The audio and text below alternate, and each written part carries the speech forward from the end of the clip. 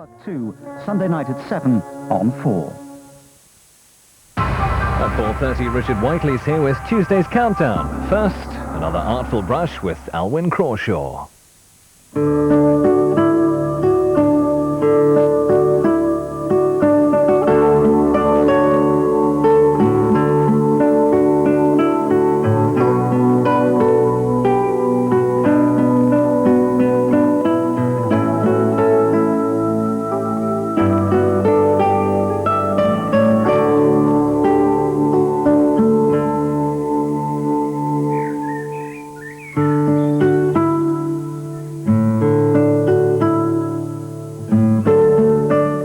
Studio again today, but later we're going to go to Paint and Zoo to paint animals, moving objects.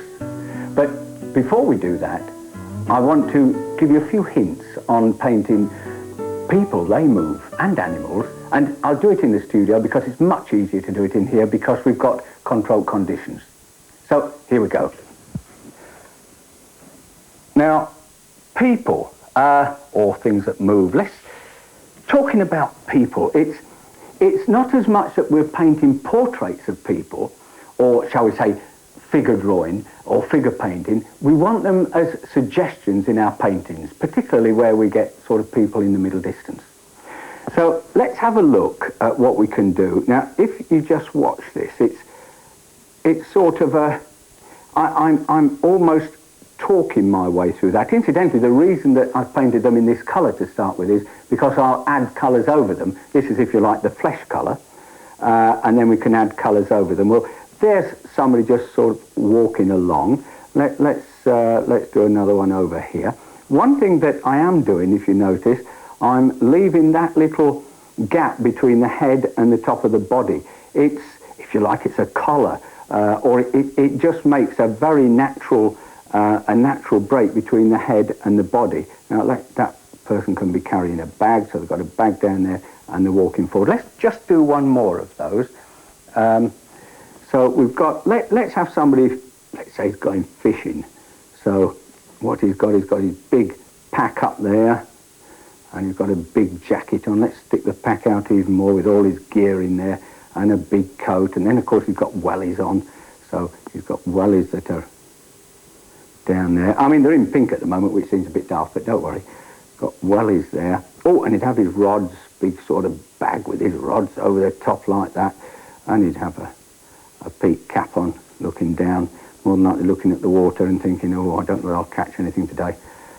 That's my excuse, because I go fishing, I never seem to catch anything. Right, well just, in fact, I started to fiddle. Did you notice that?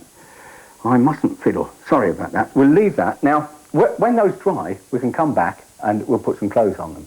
But just another thing I'd like to show you about figures, and that is the heads. Now, those heads look very simple, and of course they are simple. They're not round, by the way, they're oval. Now, if we have, let's just do it big so you can see. There's an oval head. Let's do another one. Another oval head, and another one.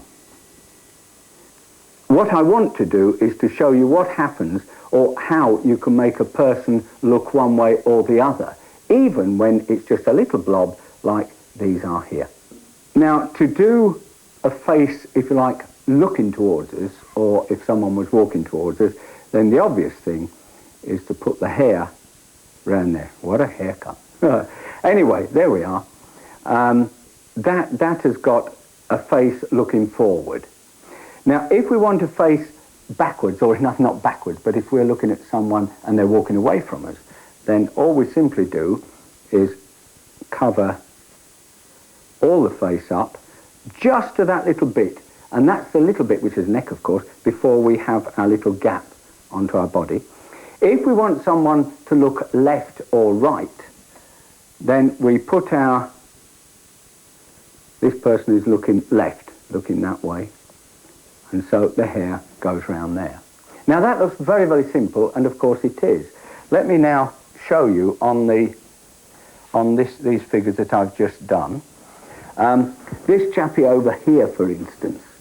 Now, we put some hair on there, Now, that person is looking that way, to the right. Now let's put a coat on of some description. I don't know, we'll come back to that, or we could come back to that, the legs, but in fact, let's put the legs on now, because, see, actually what we've done, we've covered this chap up altogether, but it doesn't matter. What we've done, we've got our feeling of this person just stood or starting to walk going that way. Now, in fact, this person looks as though he's looking the same way because of the shape of his head. In fact, you can almost see a hat on there. A lot of happy accident here. So let's put a hat on him like that, and then we'll have a different colour. Let's go into a sort of dirty, yellowy colour for the garment that he's wearing. And carrying that bag down there, and that's a coat that goes down to there. Then we'll put on some dark trousers, running down there, and his little bag, whatever it is he's carrying. So that person is looking to the right and walking away from us. Now, this person here is the fisherman that we said. Let's give him a hat. This time I've gone into a bit of green, because everything have plenty of, let's leave that little bit there. Actually we wouldn't, because he'd have his head down as he was carrying all this lot. That's better. And then he's got his pack, and his coat gradually comes down into there, and his trousers. Then we've got dark wellies, so we'll put a pair of darker wellies on. We have a little white top. We'll leave it flesh colour at the moment. And then, of course, we've got the rods coming down there as well. And so he's just looking at the water, deciding whether that's a good spot to fish. Now, there's another thing we can do. What we've been doing, we've been painting them as silhouettes in dark or in colour. Now, let us take the reverse way around and look at figures if they were on a dark background. Now, if we've got people in a dark situation, or in a situation where it's dark behind them, let's say stood at a bus stop or something like that, or a crowd at a race course or whatever, wherever you get crowds. Now, what I'm doing here, I'm just suggesting sort of heads and bodies. Now, I've got to be careful in some cases because I want to get a nice shape, but can you see the way that the brush is just dancing around?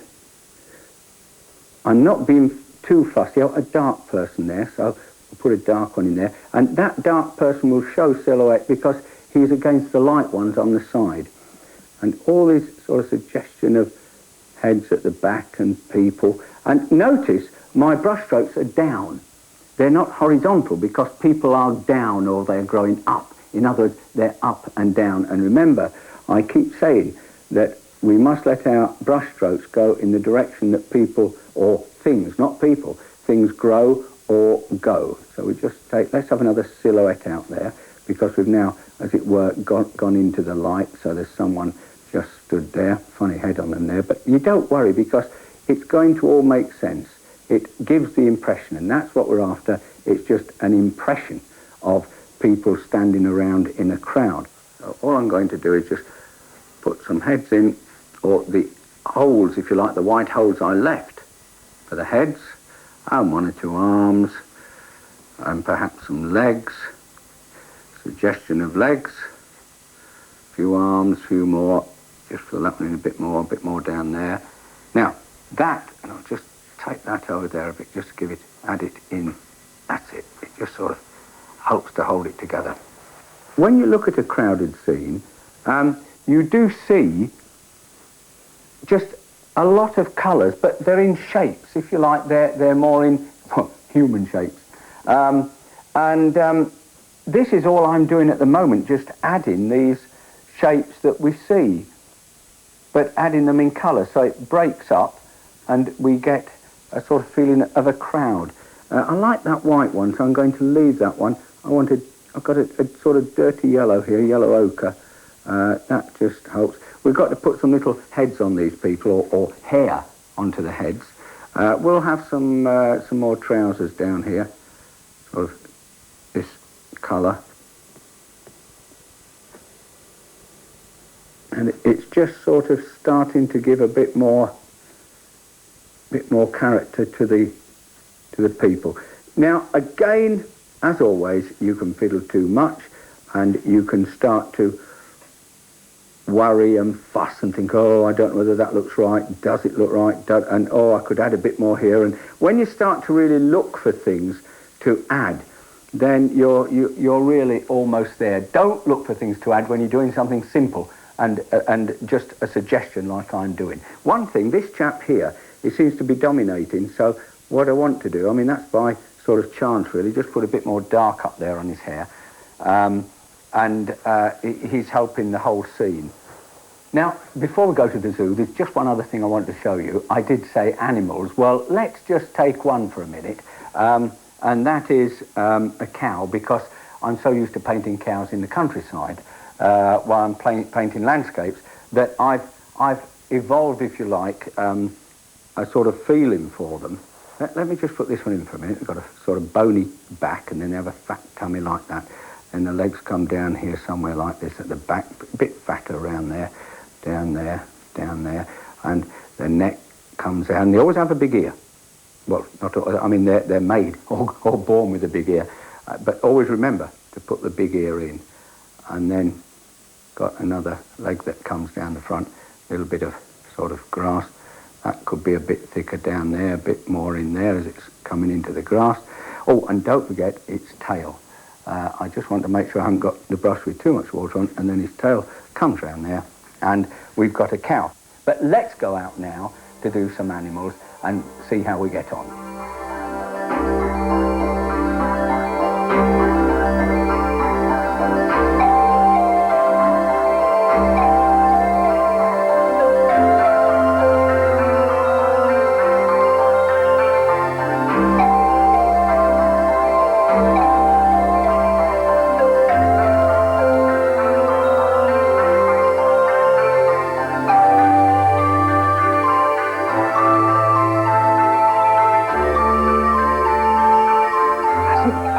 Zoo got a choice of animals. It's fabulous. In fact, I'm going to start with the bison. I've never seen bison in a zoo before, but this is great.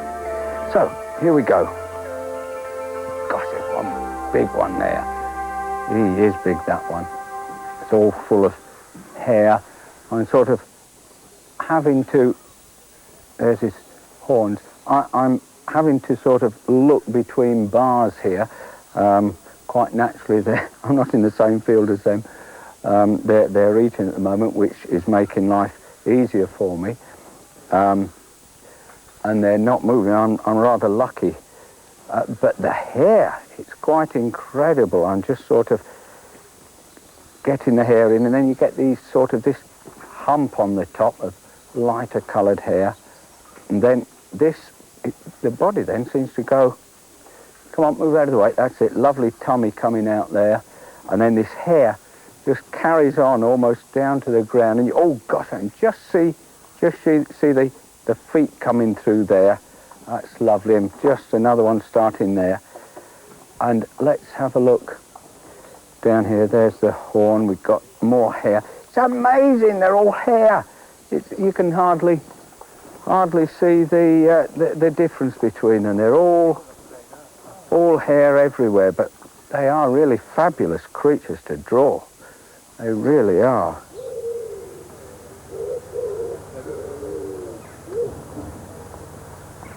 Well, this is different ostriches. I hadn't even thought of drawing ostriches, but here we go. Let's have a go there. They're rather strange birds. They're very interesting, actually. And quite comical, especially when they're moving. I'm lucky at the moment because this one is standing quite still, feeding. Now I've left his head because I think his head is going to stay roughly in that position because he is feeding. Now let's just take the other wing. It's sort of, the wings are very strange. They're sort of just these feathers hanging down. better get the head in now, or I'll be too late. Head comes just above the leg there. Let's just get a bit of shade. It's dark there. It's dark and then goes light. Now the head. Oh, yes, I see. Sort of comes down. It's got...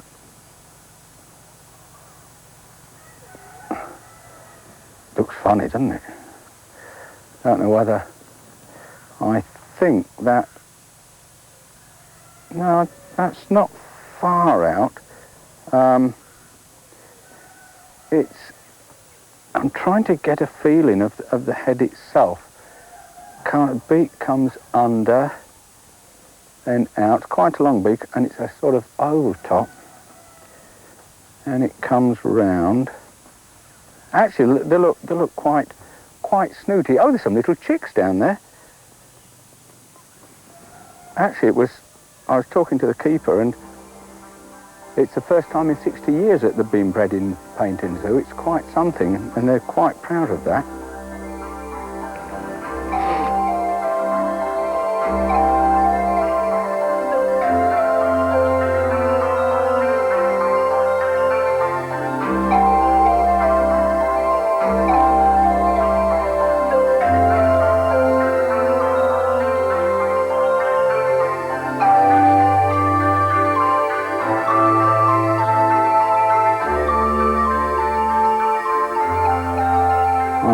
He's moved his head, and I can't see his head at the moment, but I'm hoping that he's going to move so I can see it. He just moved backwards, good. I waited. There's one ear sticking out there, another one there, and his head comes down, and the first, and then the second one, and then, yeah, that's... I must say you get some very, very difficult positions to work when you're doing animals like this, or any animal that moves. He's in shadow down there. He's moved again, but we might just, that's a lovely, the leg is really sort of juicy and all leathery and nice. Now let's get that one. He's moved 2 or 3 times since I've been drawing him. And so the back is now in the wrong position, but I'm just continuing all the way around, trying to sort of pick up. I mean, you haven't got time for a rubber in these circumstances. You've just got to sort of keep going and gradually working the right lines. Moved his leg again. That's all right. Oh, and we've got the tail. Just swished it out there. Coming down there, that is in shadow. Through there. This leg is in shadow. It obviously keeps moving all the time, but it has given me a little bit of chance. His head, he's bringing his head back again in a minute.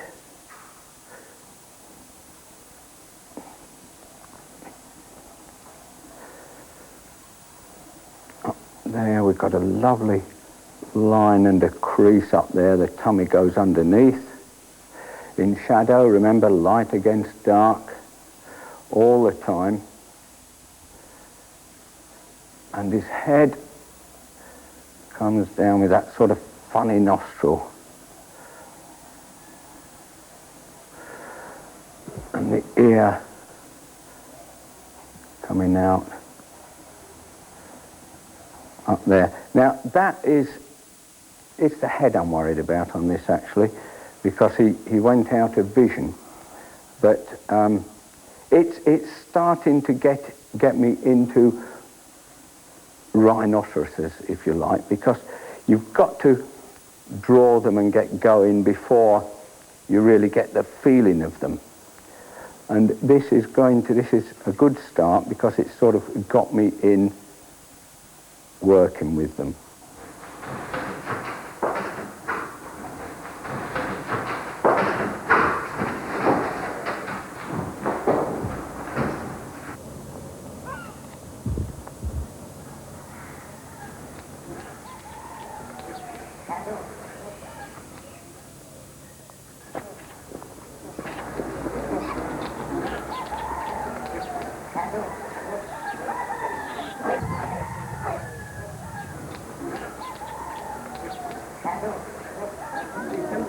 Come on.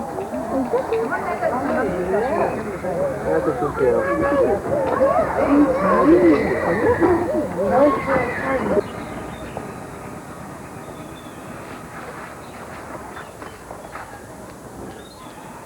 Well, I found the elephants. Just keep your fingers crossed and let's hope they don't move.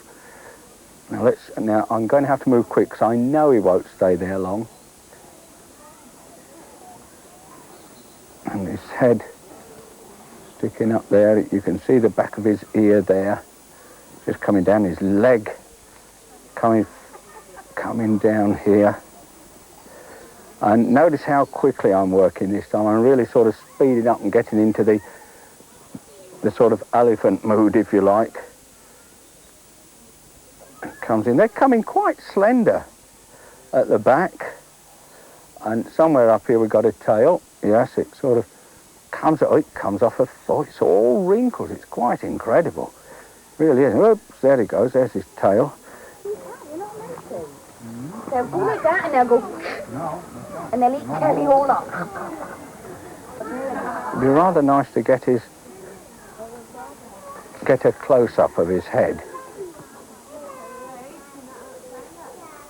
Now he keeps moving. That's it. It's got that sort of shape up there. Then it comes out and round.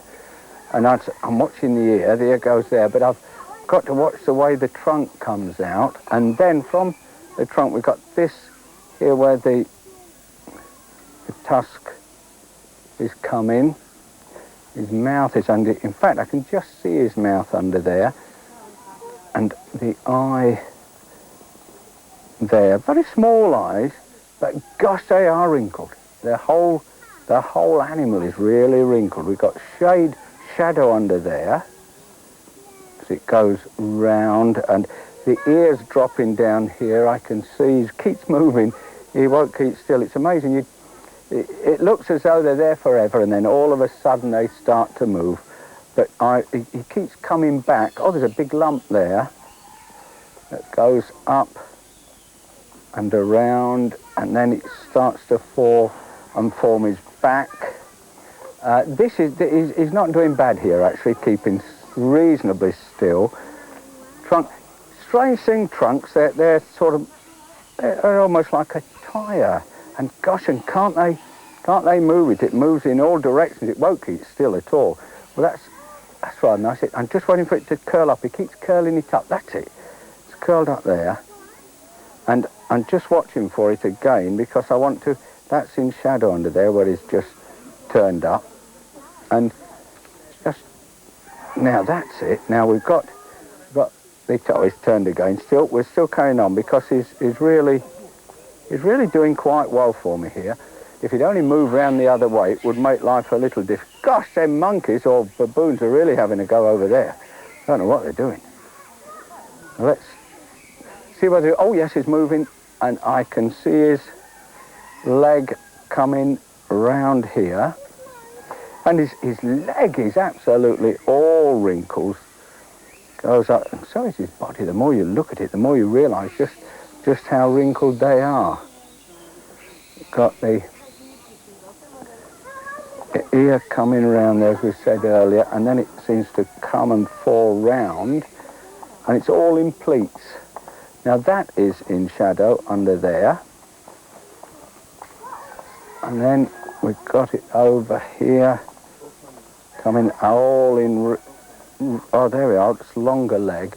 Actually, they're thinner legs than I would have thought. I haven't drawn elephants very much at all, but it's amazing. I would have thought that the legs were much fatter. Oh, he's moved. He's moved. But this is working outside with moving animals. This is the great part about it. They move, so you start again.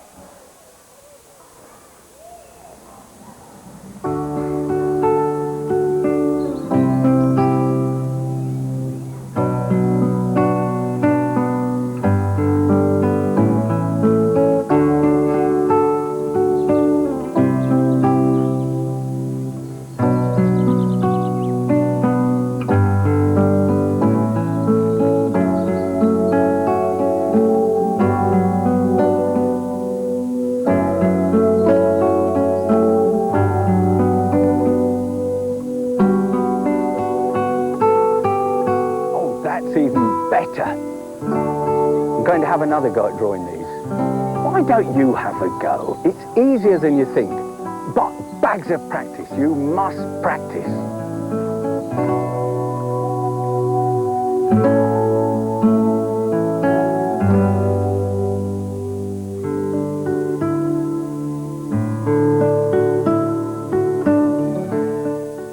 A Brush with Art, written by Alwyn Crawshaw, is still available from most bookshops, priced £12.99.